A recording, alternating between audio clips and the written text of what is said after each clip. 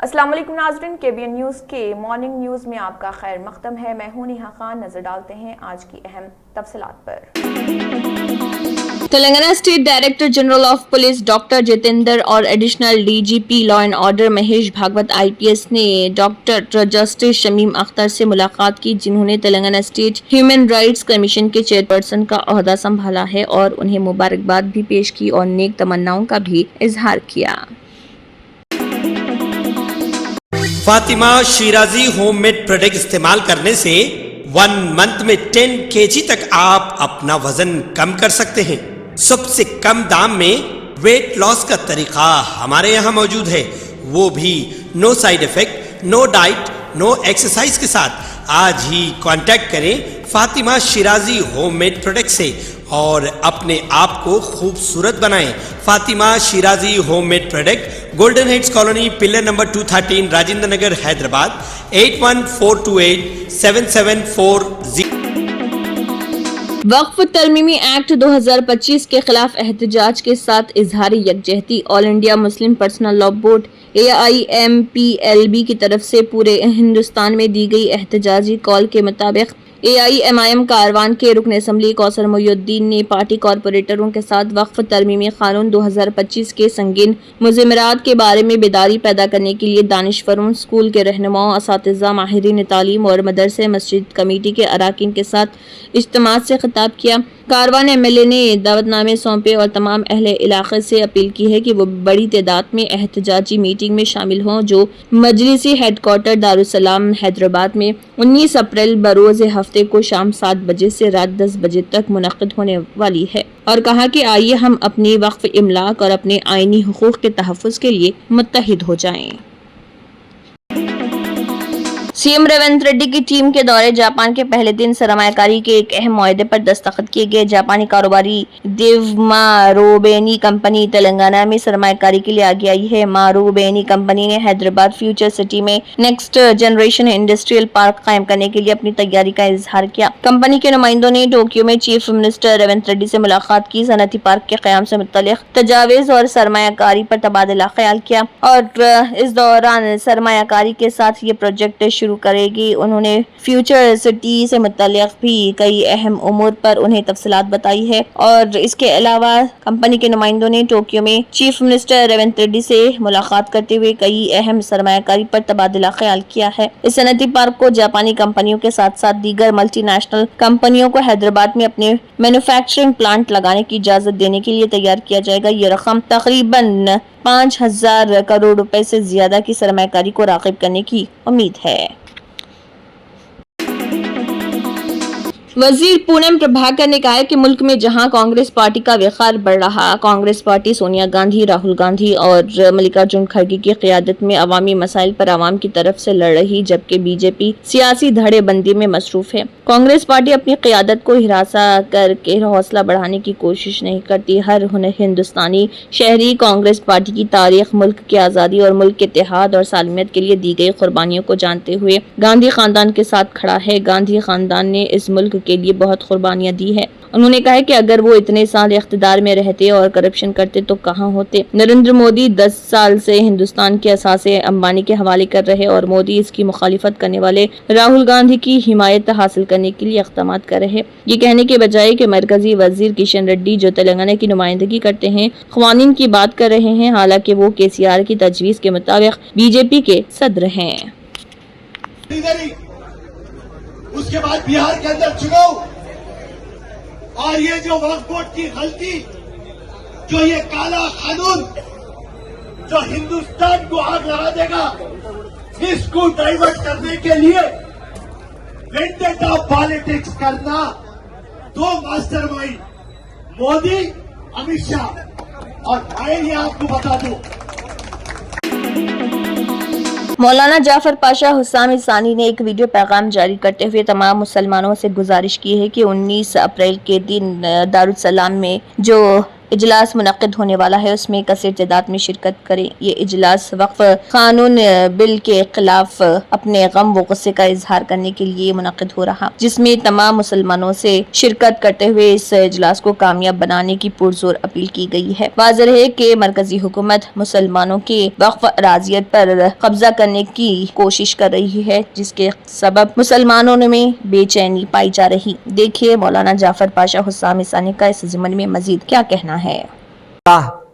مولانا خالد سیف اللہ رحمانی صاحب کی صدارت میں جلسے کا انعقاد ہوگا اور وہاں انشاءاللہ آپ کو جو قوانین بنائے گئے ہیں، جو ترمیمات یہ حکومت نے کیا ہے، اس سلسلے میں تفصیل سے آپ کو باتیں بتائی جائے گی۔ آپ میں احباب کے ضرور اس میں تشریف لائیں، اور جہاں تک میری آواز جا رہی ہے ان تمام سے میری گزارش ہے کہ اس جلسے میں ضرور شرکت کریں۔ انشاءاللہ مغرب کی نماز وہیں پڑھی جائے گی اور وہاں سے ہی انشاءاللہ جلسے کا آغاز ہوگا۔ سو وقت کی پابندی کریں، اور 10 بجے کے بعد انشاءاللہ پھر جلسے کے اختتام کے بعد حسامیہ منزل پنجے شام میں اپنے ہفتے واری اجتماع بھی ہوگا انشاءاللہ۔ ٹی پی سی سی کے ورکنگ پریزیڈنٹ جگا ریڈی نے سنگا ریڈی پوسٹ آفس پر دھرنا دیا۔ نیشنل ہیرالڈ کیس میں ای ڈی کی چارج شیٹ میں سونیا اور راہل گاندھی کے ناموں کو شامل کرنے کے خلاف احتجاج کیا گیا۔ دھرنے میں سنگا ریڈی حلقے سے کانگریس پارٹی کے کارکنوں نے بڑی تعداد میں شرکت کی۔ راہل گاندھی کی معاف کرنے والی طبیعت، مودی اور امت شاہ کی سازشی فطرت، نعرے لگائے۔ راہل گاندھی میں سانپ کو پکڑنے اور کاٹنے پر اسے جنگل میں چھوڑنے کا معیار ہے، یہ مودی اور امت شاہ ہیں جو سانپ کو پکڑ کر مارتے ہیں۔ انہوں نے کہا کہ راہل گاندھی، مودی اور امت شاہ میں یہی فرق ہے۔ میں آر ایس ایس لیڈروں سے سوال کر رہا ہوں، بی جے پی کو اقتدار میں لانے والے اڈانی آپ کے وزیر اعظم کیوں نہیں بنے؟ اسی سونیا گاندھی اور راہل گاندھی نے منموہن سنگھ کو 10 سال کے لیے وزیر اعظم بنایا۔ مودی اور امت شاہ کہاں ہیں سونیا گاندھی اور راہل گاندھی؟ سونیا گاندھی اور راہل گاندھی اور مودی اور امت شاہ میں لومڑی اور شیر کے درمیان فرق جیسا ہے۔ سپریم کورٹ نے وقف بورڈ میں غیر مسلم اپوائنٹمنٹ پر روک لگا دی ہے۔ اگلی سماعت تک جائیدادوں کی ڈی نوٹیفیکیشن نہیں ہوگی۔ وقف بورڈ اور کونسلوں میں غیر مسلم کی شمولیت کو لے کر جاری تنازع کے درمیان سپریم کورٹ نے جمعرات کو مرکز کی طرف سے یہ یقین دہانی درج کرائی کہ اگلے احکامات تک ایسی کوئی اپوائنٹمنٹس نہیں کی جائے گی۔ عدالت نے یہ بھی نوٹ کیا کہ حکومت کی یقین دہانی کے مطابق کوئی بھی وقف املاک بشمول وقف بائی یوزرز جائیدادوں کو پہلے سے مطلع یا رجسٹرڈ نہیں کیا جائے گا، اور یہ کہ کلکٹرز اس دوران اپنی حیثیت میں کوئی تبدیلی نہیں کریں گے۔ در اثنا سپریم کورٹ نے مرکز کو اس معاملے پر اپنا ابتدائی جواب اور متعلقہ دستاویزات پیش کرنے کے لیے 1 ہفتے کا وقت دیا ہے۔ اس نے وقف ایکٹ میں ترمیم کو چیلنج کرنے والی عرضیوں کی اگلی سماعت کے لیے 5 مئی کی تاریخ بھی مقرر کر دی ہے۔ Chief justice of India Sanjeev Khanna, justice Sanjay Kumar اور جسٹس کے وشواناتھن پر مشتمل بینچ مسلسل دوسرے دن 1995 کے وقف ایکٹ میں کی گئی 2025 کی ترامیم کے آئینی جواز کو چیلنج کرنے والی درخواستوں کی سماعت کر رہی تھی۔ سپریم کورٹ نے بدھ کے روز وقف ترمیمی ایکٹ 2025 کی کئی دفعات کے بارے میں سخت تحفظات کا اظہار کیا تھا، جس میں اشارہ دیا گیا تھا کہ کچھ شقیں آئینی جانچ کا مقابلہ نہیں کر سکتی۔ اس نے یہ بھی نوٹ کیا تھا کہ یہ ایک عبوری حکم پاس کر سکتا ہے۔ سی جی آئی کی قیادت میں 3 ججوں کی بینچ نے کئی قانونی اور مذہبی خدشات کی نشاندہی کی تھی، جس سے متنازع قانون سازی کی تفصیلی عدالت جانچ کا مرحلہ طے کیا گیا تھا۔ کرناٹک کے گورنر تھاور چند گہلوت نے ریاست اسمبلی کے ذریعے منظور کیے گئے کرناٹک ٹرانسپیرنسی ان پبلک پروکیورمنٹس ترمیمی بل پر آئینی خدشات کا اظہار کرتے ہوئے اسے صدر درپدی مرمو کی منظوری کے لیے بھیج دیا ہے۔ اس بل میں مسلمانوں کے لیے 4% ریزرویشن تجاویز کیے گئے ہیں جو سرکاری ٹھیکوں میں دیا جانا تھا۔ گورنر نے کہا ہے کہ آئین مذہب کی بنیاد پر ریزرویشن کی اجازت نہیں دیتا، جس پر آئینی ماہرین کے درمیان بحث جاری ہے۔ گورنر کا کہنا تھا کہ آئین کی رو سے مذہب کی بنیاد پر ریزرویشن کا قانون نہیں بنایا جا سکتا۔ اس بل میں مسلمانوں کو سرکاری ٹھیکوں میں 4% ریزرویشن دینے کا جو فیصلہ کیا گیا ہے وہ آئین کے مطابق نہیں۔ ان کے مطابق آئین میں مذہب، ذات یا نسل کی بنیاد پر کسی قسم کی خصوصی رعایت فراہم نہیں کی جا سکتی، اور اس معاملے میں ریاستی حکومت کا اقدام آئین کی خلاف ورزی ہو سکتا ہے۔ चीफ मिनिस्टर आसाम हेमंत बिस्वा शर्मा ने कहा है कि वक्फ तरमीमी एक्ट 2025 के खिलाफ रियासत में किसी भी एहतजाज की इजाजत नहीं दी जाएगी। उन्होंने कहा कि मुजाहिरीन अपना मौक़िफ़ सुप्रीम कोर्ट में पेश कर सकते हैं। शर्मा ने नामानिगारों को बताया कि ये केस सुप्रीम कोर्ट में है, अगर किसी को कुछ कहना है तो बराए मेहरबानी उसे सुप्रीम कोर्ट में पेश करें, क्योंकि वहां इस पर मुनासिब बहस हो सकती है। वक्फ एक्ट के खिलाफ अगर आसाम में कोई सड़कों पर उतरता है तो फिर अवाम भी कानून की ताईद में सड़कों पर उतरेंगे, जिसके नतीजे में झड़प होगी और हम ये नहीं चाहते। मरकजी सरकार की जानिब से मंजूर किए गए वक्फ तरमीमी कानून 2025 के खिलाफ दाखिल अर्जी पर सुप्रीम कोर्ट के खुसूसी बेंच ने समाअत की, जिसके दौरान सबसे पहले सीनियर एडवोकेट कपिल सिब्बल ने बहस की और अदालत को बताया कि वक्फ कानून में की गई ताज़ा तरमीमात गैर आईनी है, क्योंकि ये मुस्लिम मजहब में मदाखलत है। पार्लियामेंट को ऐसे कानून बनाने का इख्तियार नहीं। एक प्रेस रिलीज के मुताबिक जमीयतुल उलमा हिंद के सदर मौलाना अरशद मदनी ने अदालती कार्रवाई, बहस और चीफ जस्टिस संजीव खन्ना के तबसरे को मुस्बित और इंतहाई अहम करार देते हुए कहा है कि हम उम्मीद करते हैं कि बहस के बाद अदालत जो फैसला सादिर कर रही वो अदलिया और आइन दोनों की सरबुलंदी वाला होगा। उन्होंने कहा है कि वक्फ बाई यूजर गैर मुस्लिम मेंबरान की तादाद और वक्फ रजिस्ट्रेशन के ताल्लुक से जो एतराजात किए गए हैं, उन्हें एतराजात पर हम पहले दिन से आवाज उठा रहे। पूरे मुल्क में दौरान एहतजाज तशद्दुद की वारदात पर चीफ जस्टिस का तबसरा और मुकदमे की जल्द अज जल्द समाअत मुकम्मल किए जाने की बात खुशाइंद है। वक्फ तरमीमात के बाद हमारा सुप्रीम कोर्ट से रुजू होने का मकसद ही ये था कि मुल्क में अमन व अमान कायम रहे। दौरान बहस सरकारी वकील की जानिब से अदालत को गुमराह करने की कोशिश भी इस बात का इशारा करती है कि सरकार ने वक्फ कानून में तरमीमात मुसलमानों की भलाई के लिए नहीं, बल्कि मुसलमानों के मजहबी मामलात में मुदाखलत करने की गर्ज से की है। मौलाना मदनी ने मजीद कहा है कि मौजूदा वक्फ कानून आइन में दिए गए बुनियादी हुकूक के खिलाफ और मजहबी उमूर में मदाखलत है और मुल्क की यकजहती और सालमियत के लिए इंतहाई खतरनाक। मुसलमान अपने मजहबी उमूर में किसी तरह की मदाखलत बर्दाश्त नहीं कर सकता। इस बिल का फायदा उठाकर फिरका परस्त ताकतें मुल्क के अमन और इत्तेहाद में भी आग लगा रही। यह कानून ऐसे वक्त में लाया गया है जब पूरे मुल्क में मुसलमानों के खिलाफ नफरत की आंधी चल रही। Chief justice of India Sanjeev Khanna, justice Sanjay Kumar और जस्टिस के.वी. विश्वनाथन ने इस अहम मुकदमे की समाअत की, जिस पर पूरे मुल्क की नजरें मरकूज थी। जैसे ही अदालती कार्रवाई का आगाज हुआ था, चीफ जस्टिस ऑफ इंडिया ने मुस्लिम फरीकीन से 2 सवाल पूछे कि इस मुकदमात को हाई कोर्ट में क्यों मुंतकिल नहीं किया जाना चाहिए और क्या पार्लियामेंट को कानून बनाने का हक नहीं है। अदालत ने एक अहम फैसला सादिर करते हुए कहा कि जो भी प्रॉपर्टी वक्फ डिक्लेयर की गई और वक्फ बाई यूजर है वो ऐसे ही बरकरार रहेगी। कलेक्टर की कार्रवाई चलते रहेगी, लेकिन तरमीमात को लागू नहीं किया जाएगा। बहैसियत ओहदा मेंबरान की तकरूरी की जा सकती है, लेकिन बकाया मेंबरान मुस्लिम होंगे।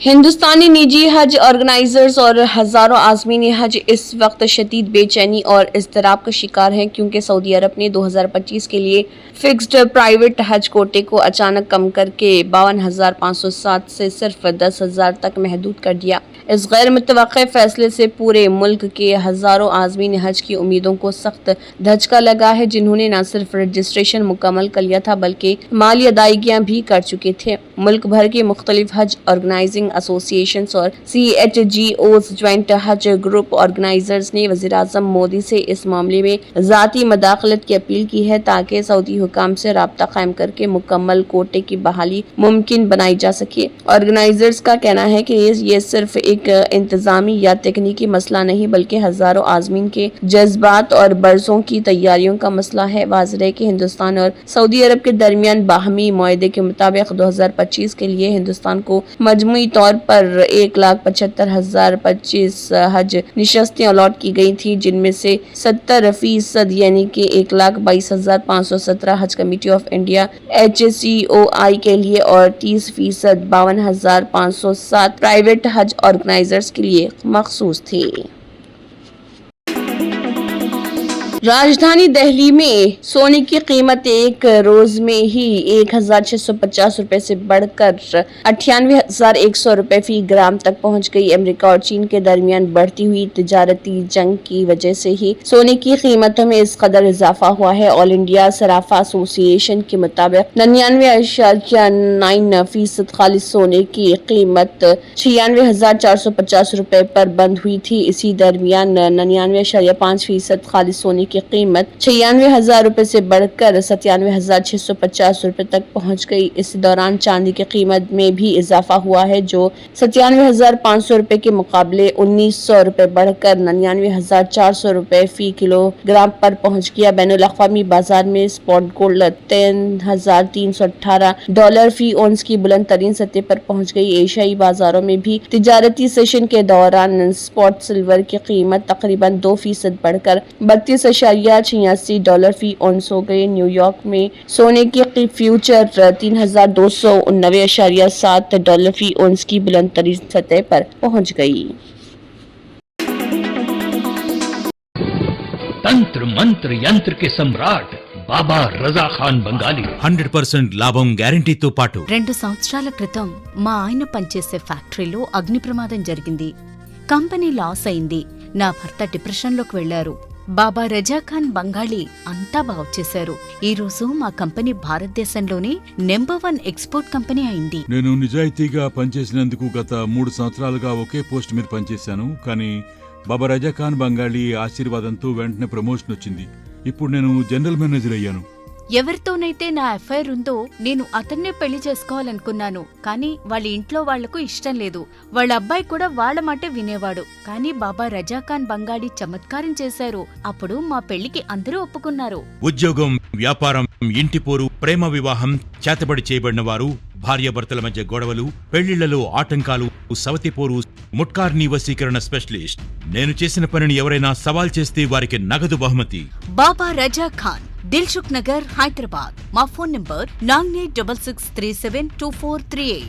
Germanton super speciality hospital, national award winner doctor Mir Jawad jar Khan, German trained senior orthopaedic surgeon and director, माहिर डॉक्टर्स डॉक्टर वासिफ आजम और डॉक्टर भारवी चुंदूरी, सीनियर कार्डियोलॉजिस्ट और दीगर डॉक्टर्स नुमाया खिदमत अंजाम दे रहे हैं।